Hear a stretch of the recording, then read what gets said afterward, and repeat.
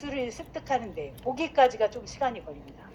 근데 이게 어찌 보면 단점이잖아요. 내 기술을 익혀야 되고 배워야 되는 게. 근데 반대로 얘기하면 그렇기 때문에 표고 재배 인가가 많은 겁니다. 그러니까 내가 기술을 익혀서 내가 재배해야 되기 때문에 기계화를 들이지 못했기 때문에 어느 날 이제 로또 되신 분이 돈을 좀 투자해야 되는데 뭐 기술력은 다 되고 뭐 기자재만 넣으면 착착착 다는 재배다. 그러면 이제 그 돈을 투자해서 이렇게 하게 되기 때문에 돈 많으신 분들, 현금을 투자해서 사업을 하려고 하시는 분들이 이제 할 수 있는 그런 분들은 이제 돈을 굴려서 사업을 운영하는 쪽으로 많이 하시잖아요. 그러니까 그런 쪽으로 하려고 하는데 이게 자동화되어 있지 않기 때문에 직접 움직여서 내 기술을 습득을 해야 되거든요. 그러다 보니까 그런 분들이 새로운 사람을 고용해서 그 사람을 쓰기가 어려운 거죠. 그래서 표고 재배는 아직까지 우리가 이제 소규모, 이제 대규모라고 해도 뭐 몇백억 부자가 되지는 않습니다. 그래서 그런 소규모, 내가 스스로 움직여서 내가 하는 내 농가를 할 수가 있는 거죠. 그래서 이게 내 기술을 익혀야 되는 게 이제 단점이자 또 하나는 이제 재배 인가 쪽에서 보면 그게 이제 장점이라고 볼 수가 있습니다. 특히 이제 원목 재배 같은 경우는 기계 설비나 이런 부분에 드는 게 적기 때문에 이제 그 크게 큰 대규모의 재배도 할 수 있지만 집에서 할 수 있는 소규모의 재배도 할 수가 있습니다. 이제 표고 요즘에는 이제 톱밥 재배 많이 나오지만 톱밥 재배는 시설을 꼭 해야 되기 때문에 하나를 조그맣게 하더라도 시설 투자나 이런 것들이 필요하지만 원목 재배는 내가 이제 성공적으로 뭐 모든 걸 투자해서 해야겠다 그러면 시설까지 하셔서 꾸준한 관리로 이렇게 하실 수가 있고, 반대로 내가 이제 조그맣게 이제 소일 삼아 한다든가 아니면 이제 텃밭으로 좀 해본다든가 이런 다양한 접근을 좀 할 수 있는 장점이 있죠.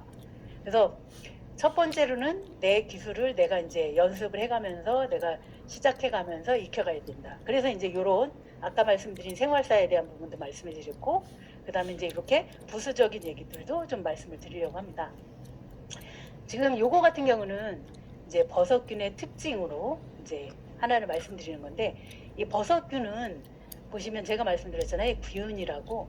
버섯균을 요게 이제 직경 한 9cm 정도 되는 이제 패트리디십니다. 이제 샤레라고 얘기를 하는데, 그리고 요게 이제 버섯이 먹을 수 있는 영양 성분들. 그래서 요게 직경 9cm 되는 곳에 한 0.5cm, 1cm 좀 안 되는 표고균을 떼서 요 버섯 표고가 먹을 수 있는 영양 성분 위에 이제 얹어놨습니다. 그리고 10도, 15도, 20도, 25도, 30, 35, 40도에 똑같이 갖다 둔 거죠. 같이 넣고 이제 각각에다 넣어놓고 그 다음에 한 7일에서 9일 사이에 얘를 꺼내서 이제 균이 생장한 상태를 비교해 놓은 겁니다. 그러면 보시는 것처럼 요게 9cm라고 하면 한 요만하거든요. 그러니까 한 요만하죠. 요만한 크기에 이제 7일에서 9일 사이에 보시면 제일 빨리 많이 자란 게 25도입니다. 여기가 가장자리가 약간 흩어져 있어서 얘하고 비슷해 보일지 모르지만 얘가 제일 빨리 자란 거고요. 그리고 그 다음에 20도, 그 다음에 15도나 30도, 그 다음에 이제 10도, 그야말로 냉장고 온도죠. 냉장고가 보통 뭐 4도시라고 얘기는 하지만 가장자리 뭐 입구 이렇게 문 열고 뭐 이런 데를 보시면 거의 한 7, 8도까지 갑니다. 그러니까 냉장고에 넣어도 균이 자랍니다. 그래서 여기 보시면 5도에서 32도까지 자란다고 돼 있죠. 여기 보시면 30도까지 자라는데 35도에서는 하얗지가 않죠. 예, 얘도 하얗지가 않죠. 뭐냐면 10도에서는 하얗게 자라죠. 이 표고균이 처음 자랄 때 하얗게 자랍니다.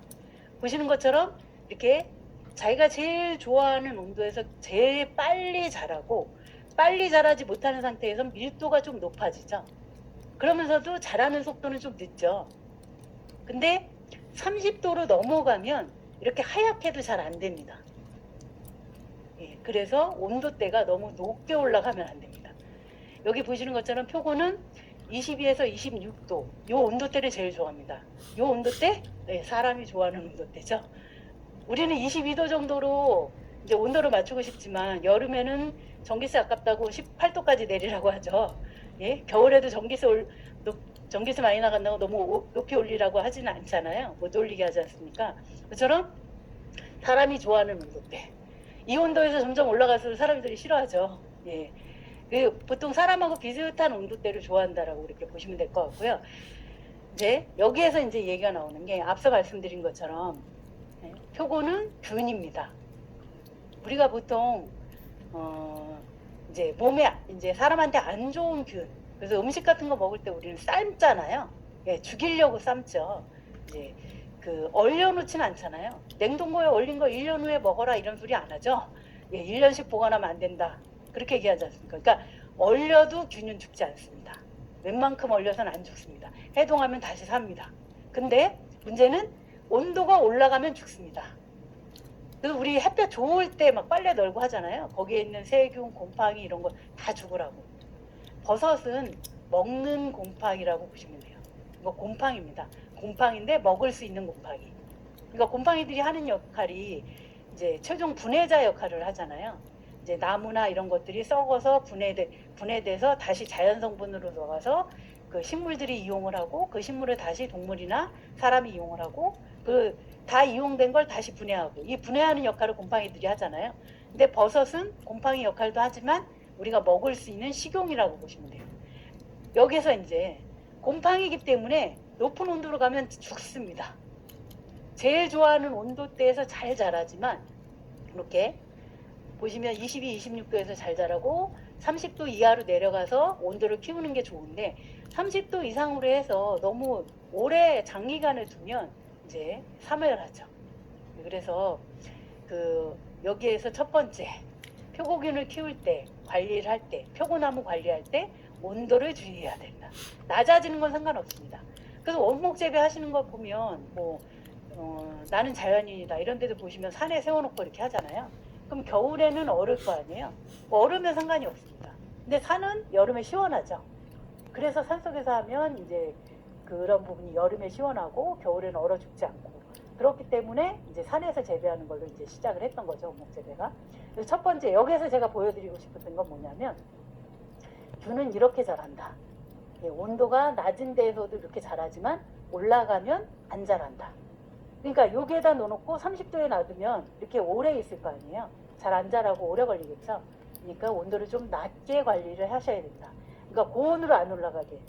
요즘에 봄이고 가을이고 봄 가을이 없어졌다고 하잖아요. 너무 온도가 올라가서.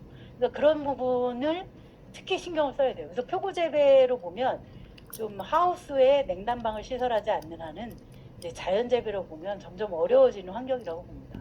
그러니까 이 상황에서 내가 20년 전에, 10년 전에, 뭐 작년 다르고 올해 다르잖아요. 10년 전에 내가 하던 재배법을 계속 한다고 하면 이제 안 되겠죠. 그러니까 이런 점을 주의를 해야 되는 거죠. 그러니까 계속 지금은 모든 사업이 다 그런 것 같아요. 주변을 항상 보면서 확인하면서 이런 분들이 그러니까 자꾸 기술이 발달할수록 이제 세밀하게 주의를 기울여야 되고 더 많이 배워야 되고 이런 부분은 좀 단점인 것 같죠.